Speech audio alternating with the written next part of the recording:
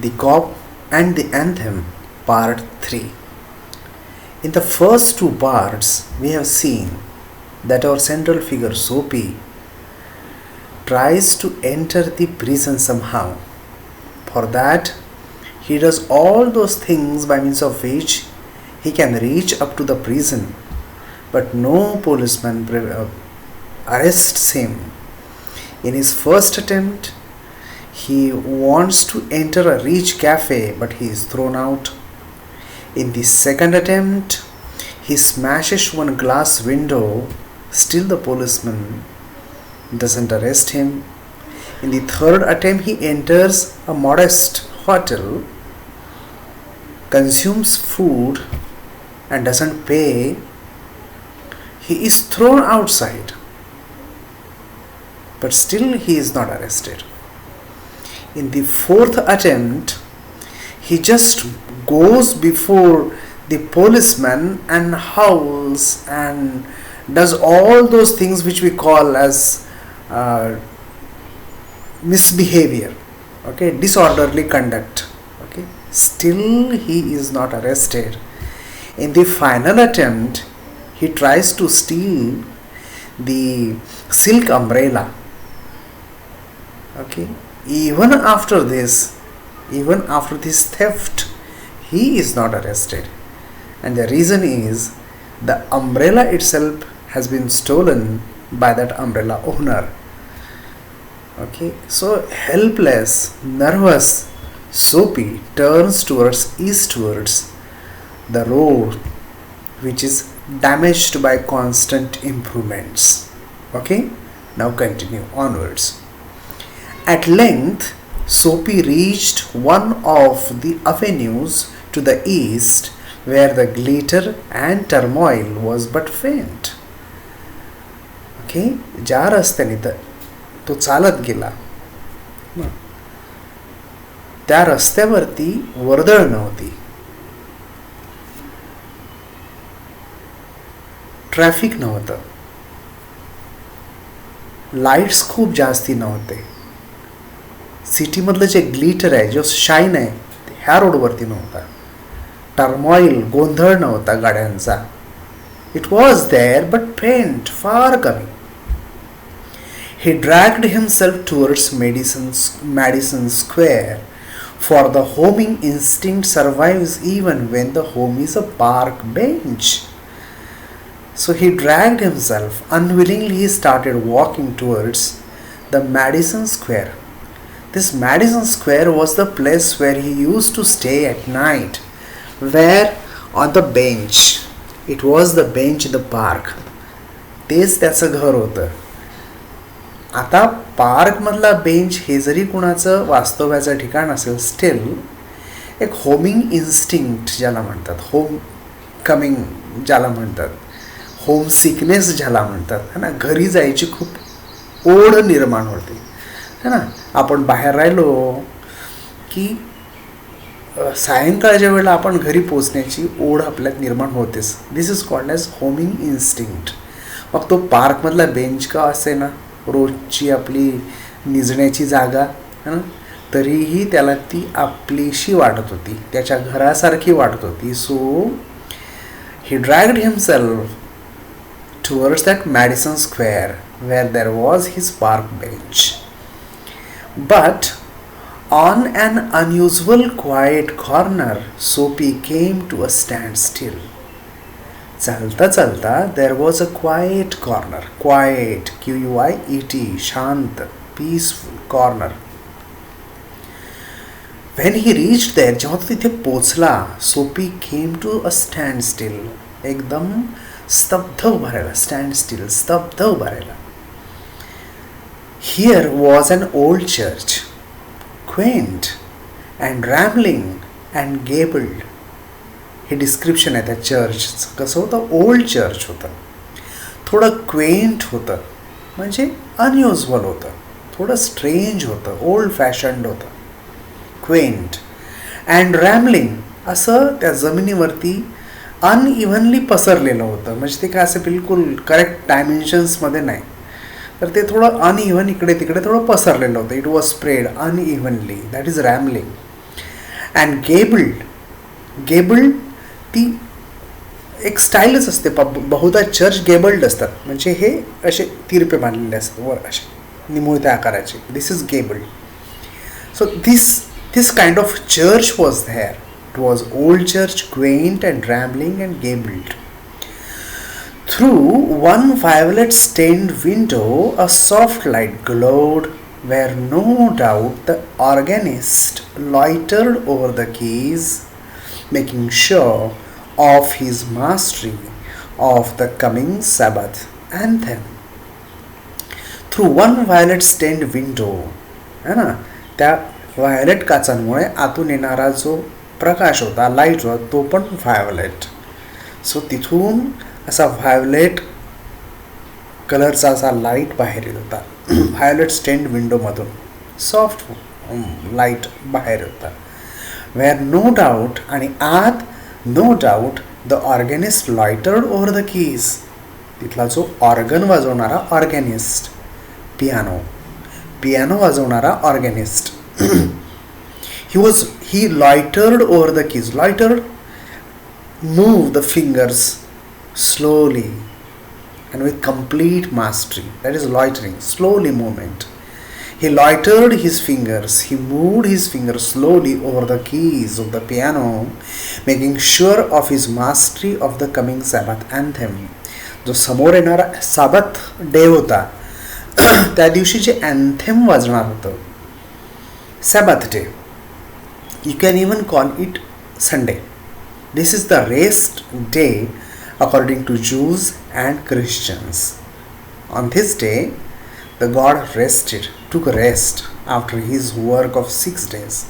This is a Sabbath day, very sacred day for the Jews and Christians, because there is a large congregation in the church.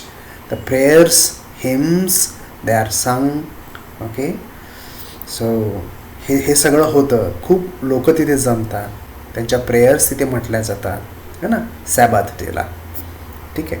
त्या दिवशी जे anthem वाजणार होतं, त्या अँथेमची practice तो ऑर्गॅनिस्ट आत बसून करत होता ना.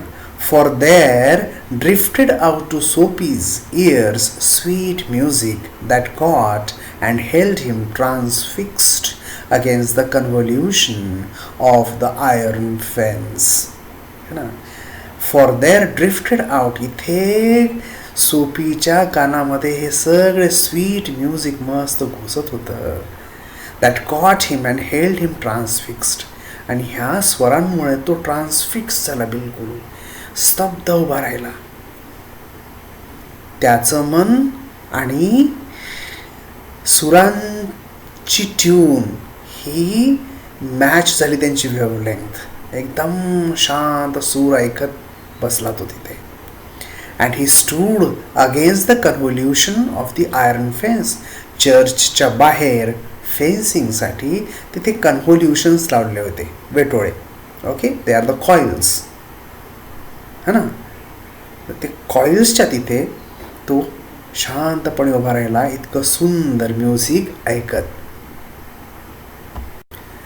The moon was above, full and radiant.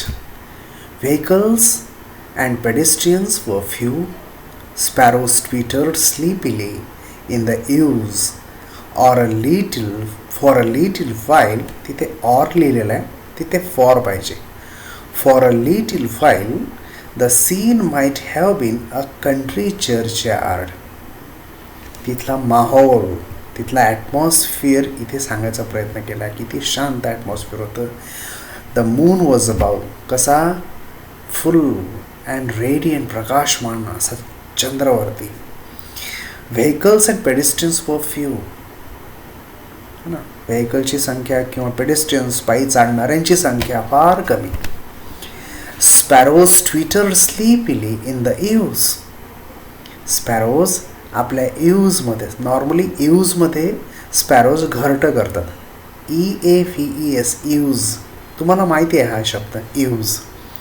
घरं असतात, पर्टिक्युलरली शाकारलेली जी घरं असतात, कौलांची जी घरं असतात, ती अशी असतात. आणि ही जी भिंत असते, है ना. बाहेरच्या अंगाने हे जे आलेलं आहे ना, हे छत जे आलेलं आहे इथे इथे पाखरं पर्टिक्युलरली चिमण्या घरं करतात या खोप्यामध्ये, या कॉर्नरमध्ये. दिस इज कॉल्ड एज ईव्ज. ठीक आहे ना. जे छप्पर आणि भिंत त्याच्यामधली जो आहे ना, that is eaves. So sparrows twitter चिवचिवाट करत होत्या, पण कशा स्लीपिली, जणू झोपाळलेल्या आहेत. आता झोपणार थोड्या वेळाने. Sleepily in the eaves for, or आले, एफ खाल्ल्या गेलं ना, प्रिंटिंग मिस्टेक आहे. फॉर अ लिटिल व्हाईल, काही क्षणासाठी. The scene might have been a country churchyard. असा सीन होता तिथला, असा माहोल होता तिथला की जणू खेड्यातलं एखादं चर्चचं यार्ड, समोरचा परिसर, चर्चच्या परिसरसारखा असा माहोल, खेड्यातल्या चर्चच्या परिसरासारखा असा माहोल मस्त तिथे होता, शांत है ना. And the anthem that the organist played cemented Soapy to the iron fence, for he had known it well in the days when his life contained such things as mothers and roses and ambitions and friends and immaculate thoughts and callers. है ना.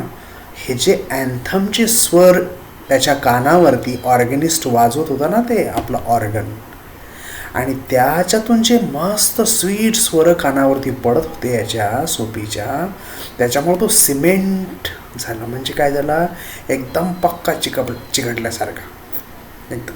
ही was fixed to the iron fence. For he had known, कारण ह्या स्वरांनी त्याच्यावरती जादू केली होती. कुठली जादू? त्याला त्याच्या पूर्वायुष्यामध्ये ढकलण्याची जादू. या स्वरांमुळं त्याला त्याचं पूर्व आयुष्य आठवलं. There was a time in his life which he enjoyed such nice notes of anthems. He was really an honourable person, a person having a dignity. असा माणूस तो होता आधी, है ना. आई होती, त्याला रोजेस देणाऱ्या, बाकी त्याला रोजेस मिळत होते. म्हणजे ही वॉज लव्ड. त्याच्या ॲम्बिशन्स होत्या की आपण असं बनावं किंवा तसं. त्याचे फ्रेंड्स होते, and immaculate thoughts and collars. त्याचे इमॅक्युलेट परफेक्ट क्लीन असे थॉट्स होते, त्याचे स्वतःचे असे इमॅक्युलेट थॉट्स होते. डॅम ओरिजिनल त्याचे स्वतःचे असे थॉट्स होते. अँड कॉलर्स, जे कपडे तो वापरायचा ते कपडे स्वच्छ सुंदर असायचे. इतकं छान लाईफ सोपी जगत होता, हे त्याला झटकन आठवण्यास बाध्य केलं ह्या स्वरांनी. ऑर्गनमधून बाहेर पडणाऱ्या स्वरांनी त्याला पूर्वायुष्य, त्याचं सुंदर आयुष्य पुन्हा त्याच्या समोर उभं केलं. The conjunction of Soapy's receptive state of mind and the influences about the old church brought a sudden and wonderful change in his soul. सोपीचं माइंड पण कसं होतं, रिसेप्टिव्ह माइंड होतं, है ना. Means he was rather emotional kind of state, है ना. तो असा एकदम क्रुएल नव्हता माइंडचा, किंवा एकदम ड्रॅब मेंटॅलिटीचा नव्हता तो, है ना. तो पण सेन्सिटिव्ह होता, सेन्सिबल माइंड असलेला माणूस होता सोपी. या स्वरांनी त्या माइंडवरती अशी जादू म्हणूनच केली कारण त्याचं रिसेप्टिव्ह स्टेट ऑफ माइंड होतं. ते रिसेप्टिव्ह स्टेट ऑफ माइंड आणि ह्या ओल्ड चर्चमधून आलेला हा सगळा इन्फ्लुएन्स स्वरांचा, त्याच्यामुळं त्याच्या आत्म्यामध्ये, सोलमध्ये एक वंडरफुल आणि अचानक असा बदल घडायला सुरुवात झाली. He viewed with rising horror the pit into which he had tumbled. The degraded days, unworthy desires, dead hopes, wrecked faculties, and the base motives that made up his existence. He viewed, त्याला चक्क समोर दिसायला लागलं, with rising horror, तो भयंकर घाबरून त्याला हे सगळं दिसायला लागलं. कुठल्या पीठमध्ये, कुठल्या खड्ड्यामध्ये जाऊन तो पडलेला होता, पडला होता. ही व्ह्यूड विथ रायझिंग हॉरर द पीठ, कुठल्या खड्ड्यामध्ये जाऊन तो पडलेला होता. है ना. आताचं आयुष्य हे खड्ड्यासारखं होतं, त्याच्या एकदम खाली गेलेला होता. आधी डिग्निफाईड आयुष्य जगणारा हा माणूस आता मात्र एका खड्ड्यामध्ये पडलेला होता. कसला खड्डा? डिग्रेडेड डेजचं. त्याची आजचं जीवन हे डिग्रेडेड डेजनी भरलेलं होतं. डिग्रेडेड, अधोगतीला पोचलेले दिवस होते त्याचे. अनवर्दी डिझायर, इच्छा पण कुठल्या फार अनवर्दी. काय? तर त्या समोरच्या हॉटेलच्या त्या टेबलपर्यंत आपण पोचलो पाहिजे, म्हणजे फुकटात अन्न खायला मिळेल आणि मग मी पे करणार नाही आणि मग मला पोलीस तुरुंगात टाकेल आणि तिथे मी छान राहील. What a Dzire. डिग्निटी असणाऱ्या माणसाची ही डिझायर होऊ शकत नाही. He earns with dignity, with honour, with respect. He demands it through his behaviour. आपल्या बिहेवियरमधून तो डिमांड करत असतो ती गोष्ट. ह्याच्या डिझायर्स अनवर्दी होत्या बिलकुल. अनवर्दी डिझायर्स, डेड होप्स, पूर्ण आशा मेलेल्या. कुठली आशा राहिली नाही. जेव्हा एखादा माणूस भीक मागतो किंवा त्या अवस्थेला येतो तेव्हा त्याच्या होप संपलेल्या असतात. सोपी असाच होता. त्याच्या होप सगळ्या संपलेल्या होत्या. रेकेड फॅकल्टीज, कुणी काळी ह्या फॅकल्टीज, हे रिझनिंग पॉवर, हे समजण्याची ताकद है ना, ह्या जबर असताना ह्या माणसाच्या आता मात्र फॅकल्टीज फार रेकेड झाले, तर उद्ध्वस्त झालेल्या होत्या. अँड बेस मोटिव्स पण कुठले, पर्पज पण कोणता? अगदी बेस, फालतू, खालच्या दर्जाचा, हीन दर्जाचे मोटिव्स. काय? तर तुरुंगात जायचं आहे, तिथे मी मस्त राहीन, फुकटात खायला मिळेल. या सगळ्या गोष्टींनी आजचं त्याचं एक्झिस्टन्स होतं. आजचं त्याचं जे जीवन होतं ते या सगळ्या गोष्टींनी भरलेलं होतं. कुठल्या गोष्टींनी? Unworthy desires, dead hopes, wrecked faculties, base motives. These were the things which made up his existence, his life today. And also in a moment his heart responded thrillingly to this strange mood. हा जो त्याचा strange बदललेला mood होता. कुठला mood होता? Now he wanted to come out or bring out himself from that pit into which he had fallen. ज्या खड्ड्यात घुसलेला होता, तो पडलेला होता, तिथून त्याला बाहेर निघावं जबर वाटायला लागलं. And also in a moment his heart responded thrillingly to this strange mood. A strong impulse moved him to battle with this desperate fact. आतली जी भयंकर इच्छा होती ती आता भयंकर बॅटल खेळायला लागली त्याच्या डेस्परेट फॅक्ट सोबत, त्याच्या वाईट अवस्थेसोबत. मानसिक अवस्था त्याची जी वाईट झालेली होती त्याच्या अगेन्स्ट त्याचा हार्ट आता बॅटल करायला लागलं. He would pull himself out of the mire. काही झालं तरी या मायरमधून, या चिखलामधून बाहेर पडायचंच. And would make a man of himself again. पुन्हा आपण स्वतः छान माणूस बनायचं, एक डिग्निटीवाला माणूस, एक ऑनरेबल रिस्पेक्टेबल माणूस बनायचं. He would conquer the evil that had enslaved him. गुलाम करणे, मला जे गुलाम केलेलं आहे हे सगळ्या या इच्छांनी आणि या पद्धतीच्या माझ्या विचारसरणींनी मी जो गुलाम झालेलो आहे माझ्या स्वतःचा, तिथून मला कॉन्कर करायचं आहे माझ्या स्वतःतल्या एव्हिलवरती. माझ्या स्वतःतलं जे वाईट आहे, वाईट विचार करण्याची पद्धत आहे, याच्यावरती मला कॉन्कर करायचं आहे, जिंकायचं आहे. I want to win. तो स्वतःच्या मनाशी झगडायला लागला. Terrible. There was time he was young yet he would resurrect his old eager ambition and pursue them without faltering. विचार करायला लागला तो. तर अजूनही वेळ आहे आपल्याकडे. There was time. He was young yet. अजूनही त्याच्याकडे वेळ होता, है ना. अजूनही तो बरंच काही करू शकत होता जीवनामध्ये चांगलं. He would resurrect his old eager ambitions. त्याच्या ज्या आधीच्या ॲम्बिशन्स होत्या, ज्या आता डेड झालेल्या जरी असतील तरी त्या पुन्हा रिसरेक्ट करायच्या, पुनरुज्जीवित करायच्या, पुन्हा लाईफमध्ये आणायच्या. And pursue them without faltering. आणि ह्या ॲम्बिशनचा पाठपुरावा करायचा. जोपर्यंत आपण सक्सेसफुल होत नाही तोपर्यंत पाठपुरावा करायचा. विदाउट फॉल्टरिंग, न डगमगता पाठपुरावा करायचा. Those solemn but sweet organ notes had set up a revolution in him. हे सुंदर स्वर जे ऑर्गनमधून येत होते ना, त्या चर्चमधून, त्यांनी सोपीमध्ये ऑल टुगेदर रिव्होल्युशन घडवून आणलं. पूर्ण कम्प्लीट चेंज घडवून आणला. Tomorrow he would go into the roaring downtown district and find work. He decided, he determined. काही झालं तरी उद्याला डाऊनटाऊन डिस्ट्रिक्टमध्ये जायचं आणि आपल्या स्वतःसाठी मस्त काम शोधायचं. A fur importer had once offered him a place as a driver. या शहरामध्ये एक फर इम्पोर्टर होता, फर इम्पोर्ट करणारा. त्यांनी याला ड्रायव्हरची नोकरी ऑफर पण केली होती, पण यांनी नाकारली. हा गेला नाही. He would be somebody in the world. आणि आता त्यांनी ठरवलं, येस, आपण त्याच्याकडे पुन्हा जायचं, पुन्हा त्याला मागून पाहायची नोकरी मिळेल आपल्याला. ओके, आणि या जगामध्ये आपण काही ना काही बनवू, ड्रायव्हर का असे ना बनवून दाखवू आपण काही ना काही, स्वतःला चेंज करू. हे असं नाही जगायचं. ही वूड, तो विचार करतच होता. तेवढ्यात Soapy felt a hand laid on arm. सोपीला असं वाटलं की आपल्या आर्मवरती कोणीतरी हात ठेवलाय. He looked quickly around into the impassive face of a policeman. जेव्हा क्विकली त्यांनी मागे पाहिलं, त्याच्या समोर होता पोलिसमॅन विथ इम्पॅसिव्ह फेस, ज्याच्या चेहऱ्यावरती अजिबात कुठलाही भाव नव्हता.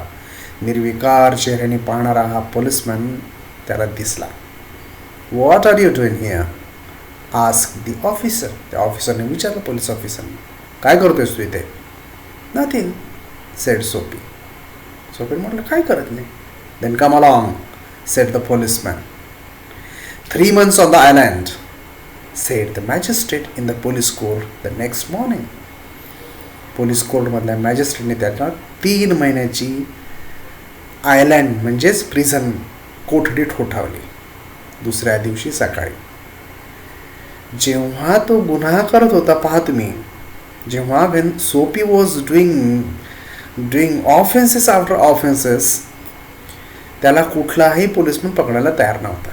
And now he was all very pleased and determined to do something and to become a very good person, a worthy person. नेमका त्याच वेळेला पोलिसमॅननी त्याच्यावरती डाऊट घेतला, that he is a doubtful fellow. हा इतक्या शांत ठिकाणी हा जर उभा आहे, याचा अर्थ याचा जो पर्पज आहे हा काही व्यवस्थित नाही. तिथं शांतपणे उभं राहण्याची शिक्षा त्याला 3 महिन्यासाठी मिळाली प्रिझनमध्ये. आता तुम्ही पहा, त्याला फ्रीडम पाहिजे होतं. कशामध्ये? कन्फाइनमेंटमध्ये. त्याला असं वाटत होतं की कन्फाइनमेंटमध्ये म्हणजेच प्रिझनमध्ये, prison is a confined thing. तुरुंगवास जर आपल्याला मिळाला तर आपण फ्री हो. आपल्याला मग ना कुठली थंडी बोचेल, ना कुठं आपल्याला अन्नासाठी इकडे तिकडे फिरावं लागेल, मस्त झोपायला मिळेल आणि खायला मिळेल, म्हणजे फ्रीडम. अशी त्याची जी संकल्पना होती. आणि या कथेच्या शेवटी मात्र त्याला खरं फ्रीडम कळलं. खरं फ्रीडम कसं आहे? Which is right freedom. It is becoming an honourable, respectable, a dignified kind of person. हां, आणि मग आपल्या जीवनामध्ये जे सगळं काही येतं ते खरं फ्रीडम. हे जेव्हा त्याला शेवटाला सुचलं तेव्हा त्याला कन्फाइनमेंटमध्ये टाकण्यात आलं. So this is cop and the anthem. Policeman and the anthem. Anthem असं का म्हटलं? Anthem was something, it was an agent. Anthem, the notes of the anthem were instrumental for Soapy to transform altogether. Anthem होता त्याच्या मागे. अँथेमचे स्वर होते ज्याच्यामुळे सोपी ऑल टुगेदर बदललेला होता शेवटी. आणि नेमका पोलिसमन तिथे टपकला. हा बदलणारा जो सोपी होता त्याला तुरुंगात पाठवलं.